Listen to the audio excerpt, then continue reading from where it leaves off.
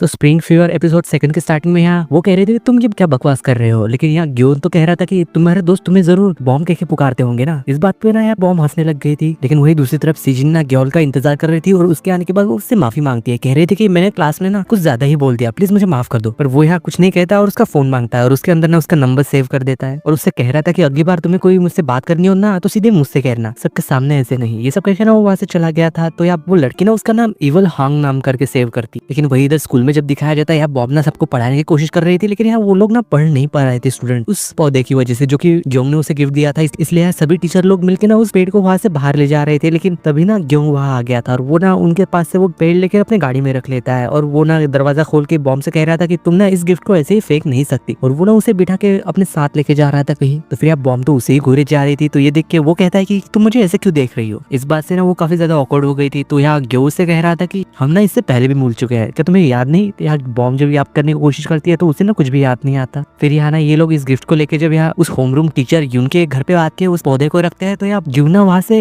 बाहर का नजारा देख रहा था और वही बॉम्ब ने उसे पीछे से उसकी बॉडी को घुरे जा रही थी। तो वो पलट के उससे कहता है कि मैंने तुम्हारी इतनी मदद की तो क्या तुम मुझे एक कॉफी तक नहीं पिला सकती, ये इतना तो कर ही सकती हो ना। लेकिन यहाँ बॉम्ब तो उससे बहाना बनाते हुए कह रहे थे कि सॉरी मैं ना कॉफी नहीं पीती, इसलिए मेरे घर पे कॉफी भी नहीं है। तो ये बात सुनने के बाद तो ग्योंग तो चुपचाप बिना कुछ कहे वहां से चला गया था। तभी ना फिर उसके पास जब टीचर होंग का कॉल आ रहा था जो कि उसे बताता है कि तुम्हें ये बात तो पता ही है कि मैं ना इन्वायरमेंटल क्लब का इंचार्ज हूँ, पर मैंने बात सोची है कि ये ना अब से तुम संभालोगे। और मैंने ना इस बात के लिए प्रिंसिपल से भी बात कर ली है और वो भी ना इस बात के लिए मान गए, इसलिए अब से ना तुम उस ग्रुप को संभालोगी। लेकिन शायद ना इस बात से बॉम्ब जरा भी खुश नहीं थी। वो ना यहाँ पे काफी ज्यादा गुस्सा हो गई थी। लेकिन उसी वक्त ना फिर उसके डैड का कॉल आ गया था जो कि उससे ना फिर से माफी मांग रहे थे। कह रहे थे कि मुझे ना ये सब तुमसे नहीं कहना चाहिए था। ये सुन के ना वो तो यहाँ पे रोने ही लग गई थी। लेकिन वो कॉल काटने के बाद ना अपने आंसू पहुंच रही थी। तभी ना गेट से किसी की आवाज आती है। तो वो और कोई नहीं बल्कि ग्यो था जिसने की कॉफी लेके आई थी और साथ ही में काफी कुछ चीजें भी लेके आए थे, यानी कि कॉफी के काफी सारे पैकेट्स। और वो ये भी देखता है कि वो ना रो रही थी और उससे ना एक खाने की चीज देता है और कह रहा था कि अगर तुम्हें जब भी रोना है ना तुम ऐसे ही कुछ भी खा लेना, क्योंकि मीठा खाने से ना हमेशा एक अच्छा फील होता है। ये सब कह के ना वो वहां से चला गया था। लेकिन उसे जाते हुए देख के ना सेम यही बात उसे याद आती है कि ऐसा ना पहले भी उससे किसी ने कहा था।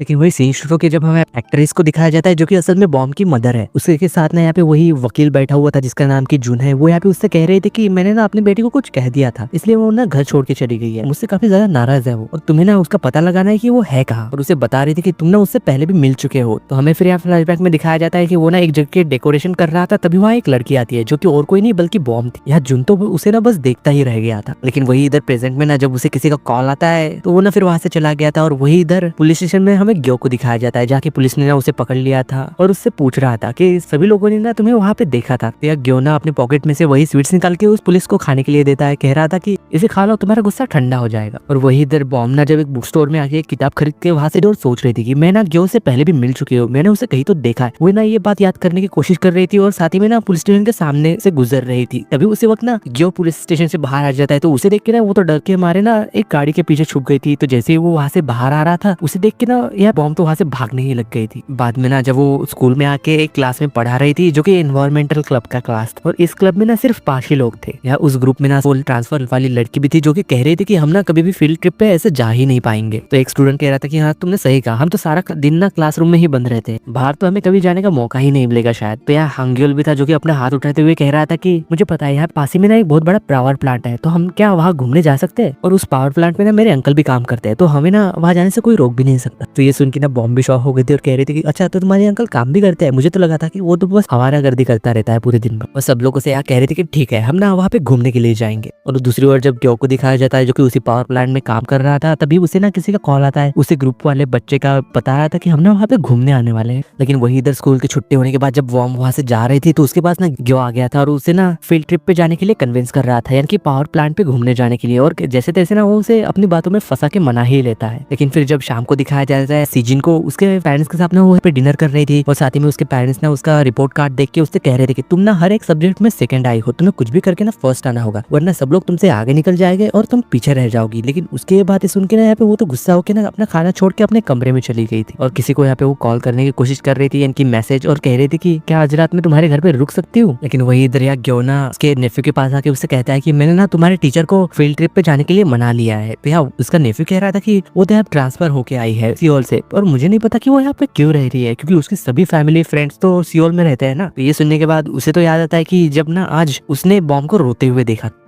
लेकिन जब नेक्स्ट डे फिर से हमें बॉम्ब को दिखाया जाता है जो कि खुद से ही कह रहे थे कि आज ना बिल्कुल भी मैं मजे नहीं करूंगी और चुपचाप रहूंगी। और जब वो घर से बाहर आती है तो उसे ना यहाँ ग्यो मिल गया था, फिर से उन्हें यहाँ कार लेके आया था जिसके साथ कि आपका नेफ्यू भी था। और जब ना वो वहां से जा रहे थे तो यहाँ ग्यो उससे कह रहे थे तुम हमेशा ही डार्क कपड़े क्यों पहनते हो, तुम्हें कुछ और भी तो पहनना चाहिए ना। लेकिन उसी वक्त ना उसके नेफ्यू को सेजिन का कॉल आ गया था जो कि उससे कुछ कह रही थी। ये सुन के वो यहाँ पे उसके अंकल से कहता है कि बस मुझे यहीं पे उतार दो, मुझे कुछ काम है। ये सब कह के ना वो वहां से चला गया था। और फिर ये दोनों यहाँ पे डिसाइड करते हैं कि हम ना एक ऐसी जगह जाएंगे जहाँ की काफी ज्यादा भीड़ होगी। और इधर यार हंगेल को दिखाया जाता है जो कि भागता हुआ ना सीजिन के पास आ गया था जो कि शायद कहीं जा रही थी। वो यहाँ पे उससे कहती है कि तुमने ही मुझे कहा था कि जब तुम्हारी वजह से कोई प्रॉब्लम हो जाएगी ना तो मैं तुम्हें से कहूंगी, इसलिए मैंने तुम्हें कॉल किया था। और तुम्हारी वजह से ना मैंने अपने क्लास में सेकंड आई और इसी वजह से ना मेरे पेरेंट्स भी मुझसे गुस्सा हो गए और मैं ना भाग के जा रही हूँ। और साथ ही में किसी को मैसेज कर रही थी तो साथ ही में ना उसकी मैसेज ना हंगेल ने भी देख ली थी। उसने देखा था कि वो ना आज किसी के साथ रुकने वाली है रात भर सियोल में जाके। ये सब देखने के बाद ना वो लड़की तो वहां से चली गई थी, लेकिन ये ना काफी ज्यादा टेंशन में आ गया था कि ये लड़की जा किसके पास रही है। और वही इधर ये दोनों ना एक रेस्टोरेंट में खाने के लिए आए थे तो यहाँ ग्योनो से खाना ऑर्डर करने के लिए कहता है। तो यहाँ बॉम्ब देखते है कि इस रेस्टोरेंट में तो उसकी फेवरेट वाली डिश भी मिलती है जो कि उसके डैड ने उसे बना के खिलाया करते थे। तो वो ना वेटर को यानी कि उस रेस्टोरेंट के ओनर को वही डिश बनाने के लिए कहती है, पर वो औरत तो उसके ऊपर गुस्सा हो गई थी। लेकिन फिर भी आप एक जो उनसे कहता है कि नहीं हमें तो वही डिश खानी है, इसलिए आप वही लेके आए। तो खाना खाने के बाद ना ये दोनों जब उसे खाने लगते हैं, या बॉम्ब तो उसे ना काफी मजे लेके जल्दी जल्दी खा रही थी, पर शायद ग्योनो उसे खाने से हिचकिचा रहा था। लेकिन जैसे तैसे ना वो जबरदस्ती मुंह बनाते हुए उस खाने को ट्राई करने लगता है। और वही आप बॉम्ब ना उससे पूछ रहे थे कि मैंने तुम्हें पुलिस स्टेशन से आते हुए देखा था, तुम पुलिस स्टेशन क्यों गए थे। तो वो कह रहा था कि एक औरत के चक्कर में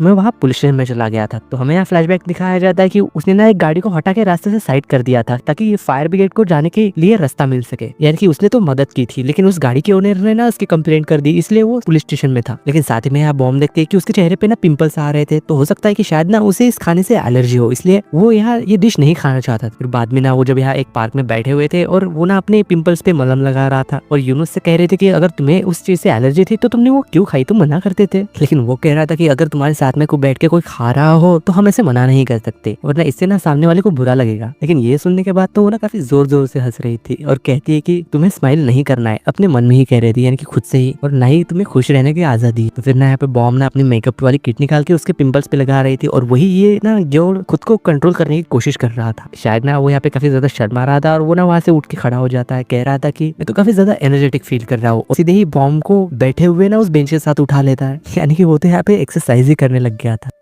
लेकिन कुछ देर बाद ना जब वो शांत हो गया था और उससे कह रहा था कि आगे के बाद ना मुझे कभी भी टच मत करना। लेकिन उसी वक्त ना उसे फिर उसके नेफ्यू का कॉल आ गया था जो कि उसे बताता है कि सिजिन ना असल में किसी के पास चली गई है रात भर रहने के लिए, हो सकता है कि वो भाग गई हो, हमें ना उसे वापस लेके आना होगा। मैं ना उसके पीछे पीछे सियोल आ गए हो, इसलिए अपना प्लीज बाकी चीजें संभाल लीजिएगा। तो यही बात ना वो यहाँ बॉम्ब को बताता है, कह रहा था कि मैंने उन दोनों को लेने के लिए चला हूँ, चलो मैं तुम्हें घर छोड़ देता हूँ। पर वो कह रही थी कि नहीं मैं भी तुम्हारे साथ चलूंगी क्योंकि वो दोनों ना मेरे स्टूडेंट। वैसे हमें जाना कहाँ है, तो वो जब बताता है कि सियोल जाना है तो ये देख के ना वो तो फिर से साइड हो गई थी। तो हमें यहाँ पे पास के सीन में एक सियोल के स्कूल में दिखाया जाता है जहाँ की शायद ना बॉम्ब यहाँ काम करती थी। और ना यहाँ पे पेरेंट्स टीचर मीटिंग के दौरान यहाँ बॉम्ब ना एक पेरेंट्स से उसके बच्चे की तारीफ कर देती है ताकि वो ना उसका अच्छे से ख्याल रख सके। लेकिन यहाँ वो स्टूडेंट का फादर तो उसे गलत वे में ले लेता है और यहाँ वो ना टीचर को बार बार मैसेज किया जा रहा था। लेकिन शायद ना उस वक्त यहाँ बॉम्ब तो काम कर रही थी, इसलिए उसे ना इस बारे में कुछ भी पता नहीं था। लेकिन दूसरे दिन जब वो स्कूल में पढ़ा रही थी तभी यहाँ पे एक औरत आके ना उसे थप्पड़ मार देती, और ये लेडी और कोई नहीं बल्कि उसी आदमी की वाइफ है। और यही बातें ना पूरे कॉलेज में फैल गई थी कि शायद ना बॉम्ब का उस आदमी के साथ कोई चक्कर चल रहा है। तो यहाँ प्रेजेंट सीन में बॉम्ब से कह रही थी कि ठीक है चलो सियोल चलते हैं उन दोनों को वापस लाने के। लेकिन वही इधर जब इन दोनों को सियोल में दिखाया जाता है, यहाँ हंगेल ने उस लड़की का पीछा कर रहा था। इस बात से ना वो तो गुस्सा होकर उससे कहती है कि स्कूल तो स्कूल, लेकिन तुम मेरा यहाँ पे भी पीछा कर रहे हो, आखिर मुझे तुम अकेला क्यों नहीं छोड़ते। तो वो कह रहे थे कि मुझे पता है कि शायद ना तुम्हें अब भूख लग रही होगी, चलो कुछ चल के खाते हैं क्योंकि मुझे भी लग रही है। लेकिन जब यहाँ शाम हो गई थी तो वो ना यहाँ खांग रिवर के किनारे बैठे हुए थे, तो बातों ही बातों में ना जिन उसके पेरेंट्स के बारे में काफी उल्टी सीधी बातें कर रही थी, यानी कि उन्हें बुरा कह रही थी। मैं ना उनसे परेशान हो चुकी हूँ और मैं ना वापस नहीं जाना चाहती। लेकिन वो यहाँ पे कह रहा था कि मुझे तो पता ही नहीं कि पेरेंट्स होते कैसे हैं, क्योंकि मैं तो चाहता हूँ कि मेरे पेरेंट्स हो जो कि मेरा ख्याल रखे या फिर मुझे डांटे। तुम्हें पता है मेरे अंकल है जो कि मेरा काफी अच्छे से ख्याल रखते हैं, लेकिन फिर भी शायद वो मेरी मॉम कभी नहीं बन सकते। और वही आप उसी वक्त ना उस लड़की को मैसेज आ गया था जो कि उसे ना स्टेशन के ऊपर बुला रहा था। लेकिन सी शिफ्ट होकर हमें यहाँ पे स्कूल के टीचर्स के ऊपर दिखाया जाता है जहाँ की वो लोग ना यहाँ पे मिलकर ड्रिंक कर रहे थे और यहाँ वो सोच रहे थे कि हम लोग खुद को स्ट्रॉन्ग कैसे बनाए ताकि ग्यो ना हमें परेशान ना कर सके। इसीलिए ना वो यहाँ कराटे या फिर जूडो अकेडमी में एडमिशन ले लेते हैं ताकि वो ना खुद को स्ट्रॉन्ग बना सके। लेकिन सिखाने से पहले ना वो यहाँ पे एक लड़के के बारे में बताया था, कह रहा था कि वो ना काफी ज्यादा स्ट्रॉन्ग है, मैं आपसे उसे मिलवा सकता था पर वो आज आया ही नहीं।